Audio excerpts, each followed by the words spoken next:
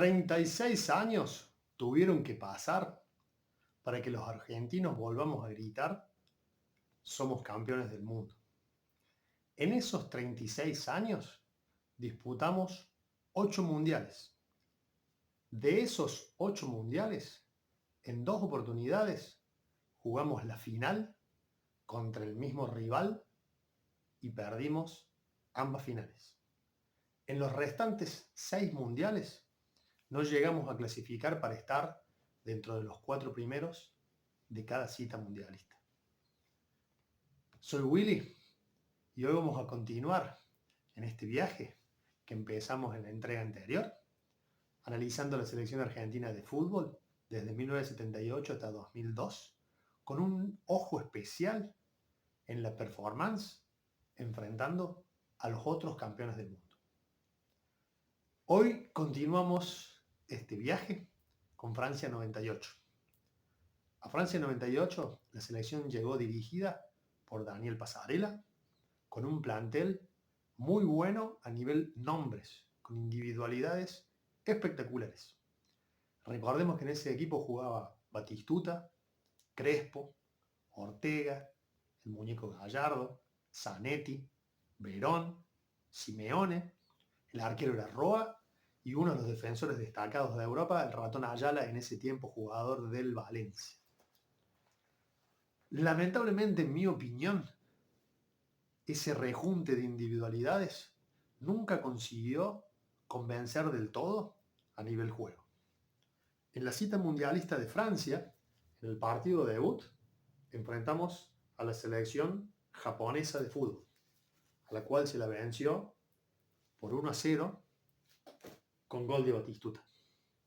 En el segundo encuentro enfrentamos a la selección de Jamaica, a la cual le ganamos 5-0 con 2 goles de Ortega y 3 goles de Batistuta.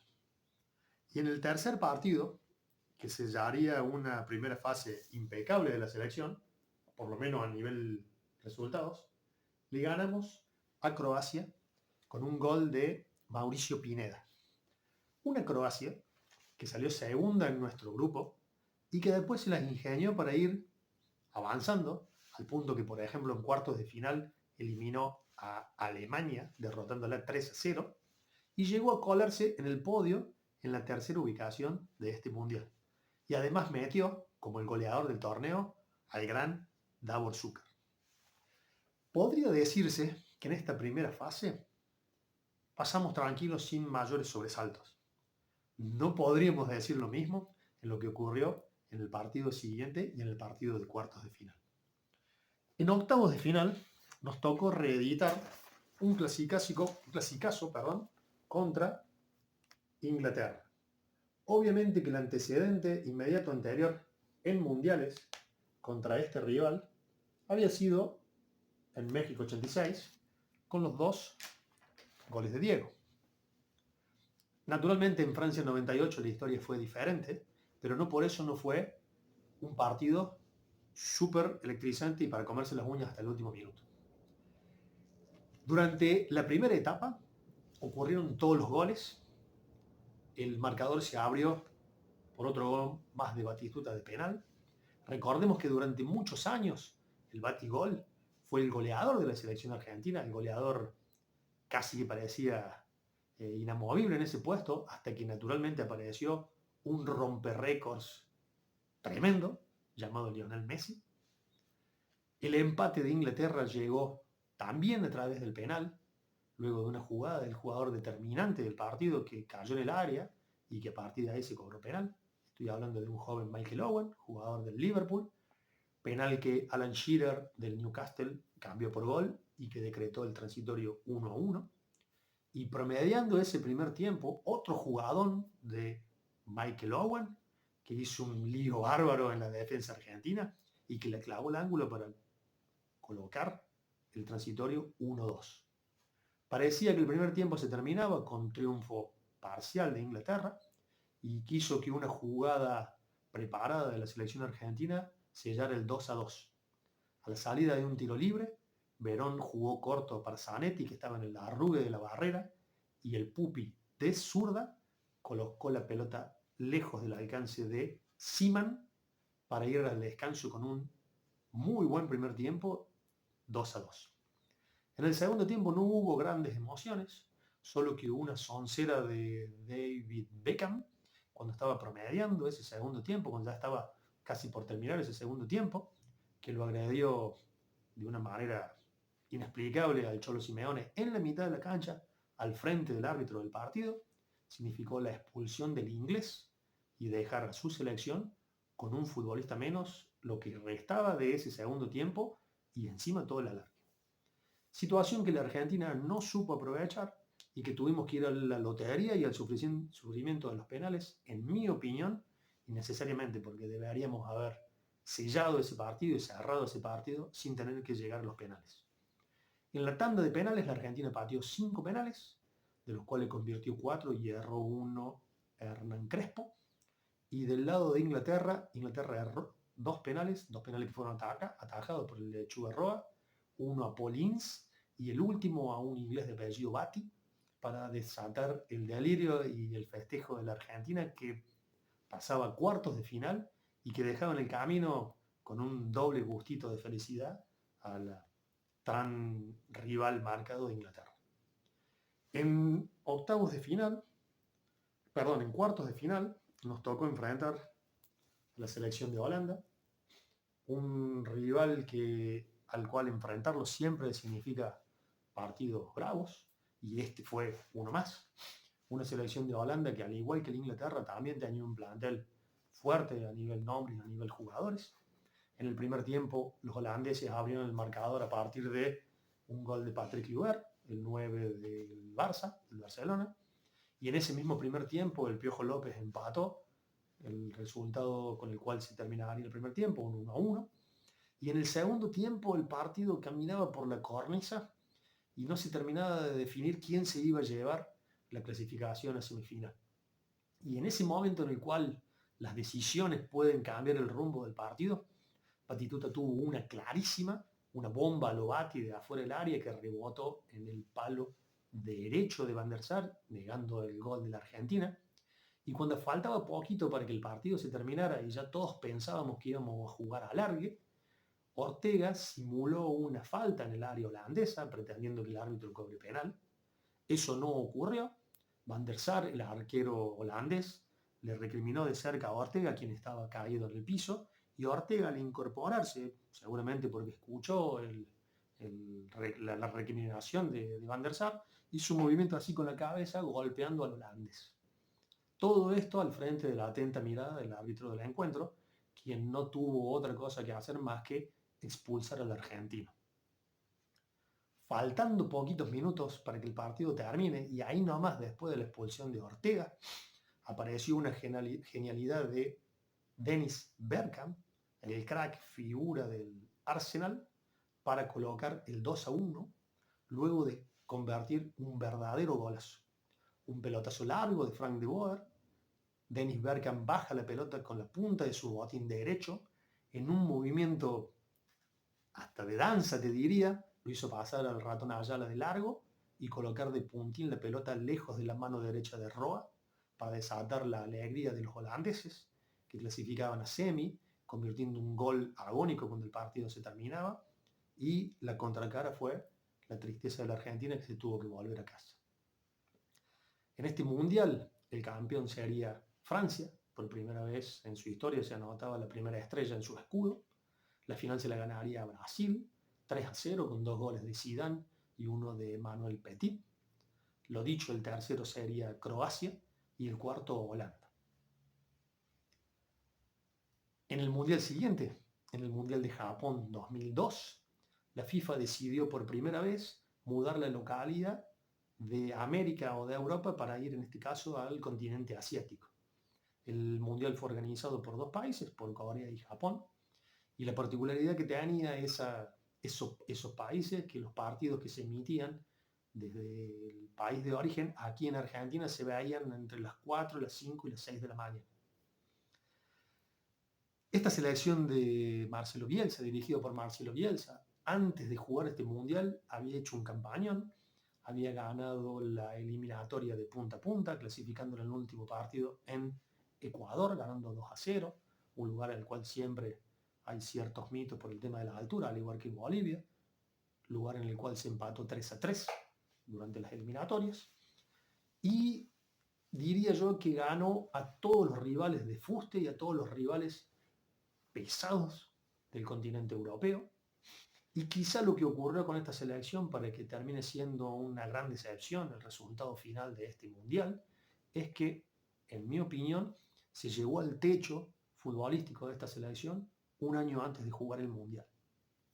Hay quienes dicen que quienes saben de esto y quienes han jugado mundiales o han jugado finales bravas, sostienen que quienes se llevan la copa o quienes se llevan el título son aquellos que durante el periodo corto que el mundial dura están en su mejor nivel. De esa manera hay veces que un jugador es recontratitular y sin embargo no juega porque está en un nivel inferior a otro que quizás no viene con todos los pergaminos, pero que en ese periodo y en esa duración del cortito tiempo que dura el mundial merecen estar y jugar. Un caso similar al que ocurrió, por ejemplo, con Lautaro Martínez y con Julián Álvarez en el último mundial de Qatar. Creen quienes saben de esto que esta selección de Corea-Japón del 2002 llegó en un bajón futbolístico, anímico y físico, ya que su techo fue conseguido tiempo antes de jugar el mundial. La conclusión es que terminamos jugando solo los 3 partidos de la primera ronda, enfrentando en el primer encuentro a la selección de Nigeria, ganándole 1-0 con gol también de Batistuta. En el segundo partido nos tocó enfrentar nuevamente por el segundo mundial consecutivo a la selección inglesa. En esta oportunidad, nuevamente, Michael Owen fue determinante. Fue derribado en el área cuando el partido estaba 0-0. En el área argentina fue derribado por un poco entre Samuel, un poco entre Pochettino. Hoy Samuel, ayudante de la escaloneta, y Pochettino hasta hace poquito fue técnico del Chelsea. Situación que fue cobrada en un penal que fue convertido por David Beckham, quien luego de 4 años se sacaba la bronca atragantada de Francia 98 y gritaba gol para festejar Inglaterra 1, Argentina 0. Ese resultado nos dejó groggy, obligado a enfrentar en la última fecha a la selección de Suecia, una selección que contaba entre sus filas con un joven Zlatan Ibrahimovic, y que por una combinación de resultados el empate no nos servía, estábamos obligados a ganarle a Suecia, aunque sea 0-0.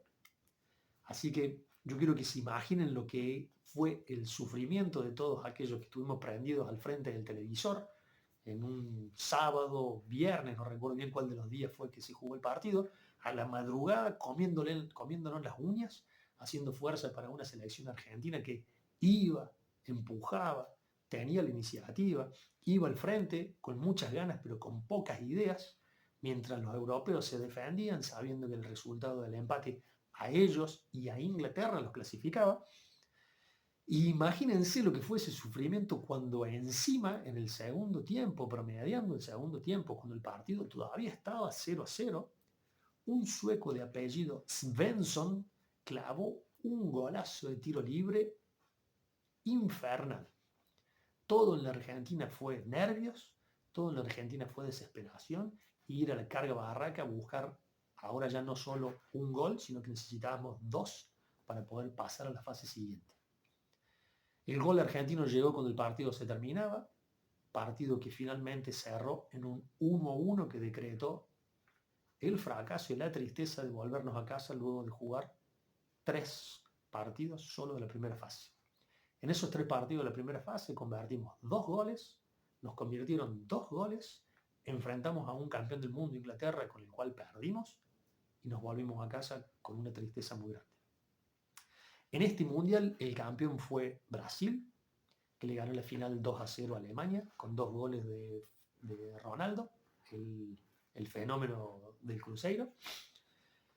Ronaldo fue el goleador del torneo, convirtiendo 8 goles. El tercero fue Turquía y el cuarto fue Corea. uno de los dos países organizadores que se las ingenió para avanzar y entre ellos, por ejemplo, eliminó a Italia por penales. Este campeonato de Brasil significaría la quinta estrellita de la verde amarela, y luego de esa quinta estrellita nunca más consiguió repetir un campeonato. En el mundial siguiente, el mundial de Alemania 2006, la selección argentina llegó a Alemania siendo dirigida por Néstor Pekerman. Pekerman, al igual que en los dos mundiales anteriores que hemos analizado en lo que va de este especial, también contó con un plantel plagado de figuras y de nombres de muy alto nivel, un mix entre los jóvenes futbolistas que él había dirigido en las selecciones juveniles y algún que otro veterano de mucho peso. Estaban los Riquelme, los Aymar, los Saviola, los Cambiaso, Placente, Maxi Rodríguez, y teníamos también a los Messi muy jovencitos y algún veterano como Crespo o como Abondancieri en el arco o como el Ratón Ayala. En la primera fase enfrentamos a la selección africana de Costa de Marfil, la Costa de Marfil de Didier Drogba, a la cual le ganamos 2-1. En el segundo encuentro enfrentamos a la selección de Serbia, con quien ocurren dos historias para recordar hoy. La primera es que a esta selección le ganamos 6-0 y el sexto gol fue convertido por Messi cuando el partido se terminaba, y es ese el primer gol de Messi en mundiales. Messi en mundiales convirtió 13 goles, jugó 5 mundiales y este que fue contra Serbia fue el primero de esos 13 en su primer mundial.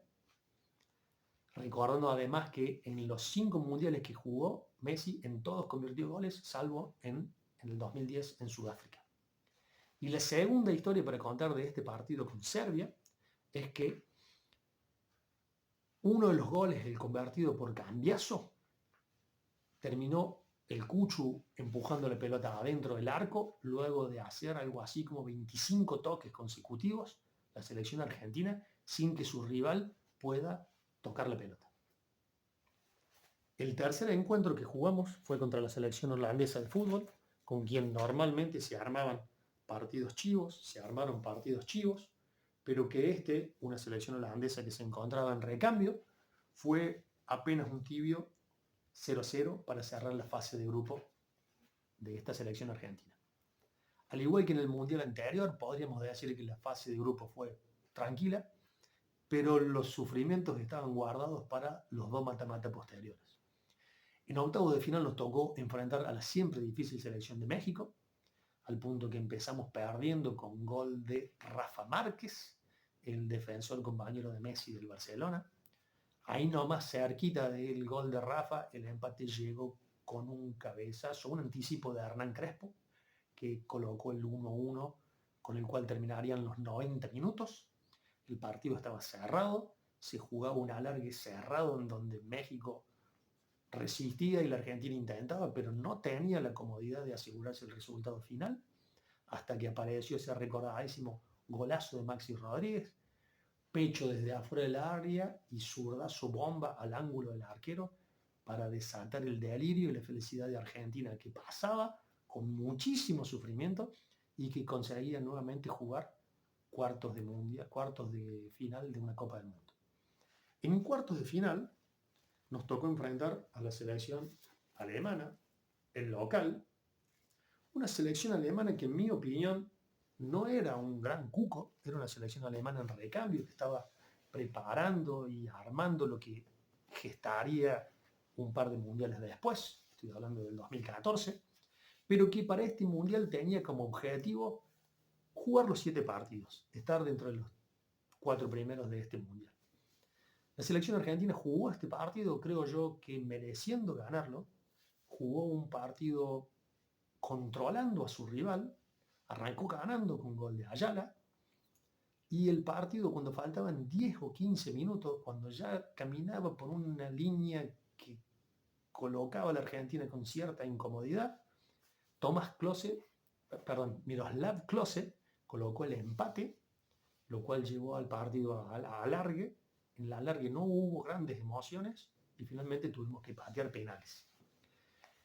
Antes de la definición por penales ocurrieron también dos historias como la que mencionamos en el partido anterior, pero aquí faltó un poco de pulso o un poco de explicación de qué ocurrió realmente.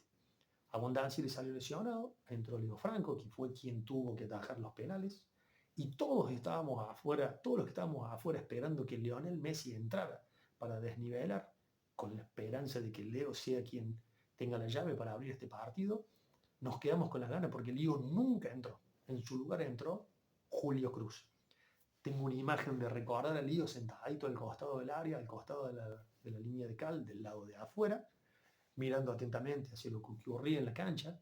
Y lo que ocurrió en la cancha fue que el arquero alemán, Lehmann, fue quien puso la gotita de viveza criolla en la definición por penales. Él tenía un papel en donde tenía anotadito para qué la manera en que definían los pateadores argentinos, y entre penal y penal chumeaba ese papelito que lo tenía guardado entre las medias y las canilleras, y creo yo que de esa forma se ingenió para atajar dos penales a nuestros futbolistas. Uno fue a Cambiaso y el otro fue a Ayala. De esa manera Alemania festejó las definiciones por penales, en esta definición por penales, y la Argentina tuvo que volverse a casa. Alemania consiguió su objetivo de estar dentro de los 4 primeros, en un mundial que no ganaría, el campeón sería Italia, que le ganó la final a Francia, una final dirigida por Horacio Elizondo, el árbitro argentino, quien tuvo que expulsar a Zidane por ese famoso cabezazo a Materazzi, el defensor del Inter de Italia. Justamente estos dos futbolistas eran quienes habían convertido los goles en el partido, en un partido que terminó 1-1, que finalmente por penales se la llevó la Azzurra. Mundial que significó para Italia conseguir su cuarta estrella, pero a su vez significó la maldición de la cuarta estrella. ¿Por qué? Porque en los dos mundiales siguientes Italia se volvió en primera ronda y para los dos mundiales siguientes ni siquiera clasificó. La cuestión fue que Argentina, que tenía un plantel, en mi opinión, para jugar y avanzar un poco más, que no enfrentó a una Alemania súper poderosa, súper imbatible, se tuvo que volver a casa por esos pequeños detalles o por esas cosas como ocurrió con el partido contra Holanda, por ejemplo, o que quizás solamente tuvo la mala fortuna o su rival tuvo la fortuna necesaria para llevarse el triunfo. Hasta acá hemos repasado estos 3 apasionantes mundiales y nos preparamos para la arremetida final que nos lleva ya por fin a Qatar 2022. Gracias por estar ahí y por haberse quedado hasta el final. Espero que ustedes hayan disfrutado de estos momentos como lo he disfrutado yo. Y les digo que se queden atentos porque ya se viene el cierre de este especial futbolero de la selección argentina. Como siempre, gracias. A seguir rockeando.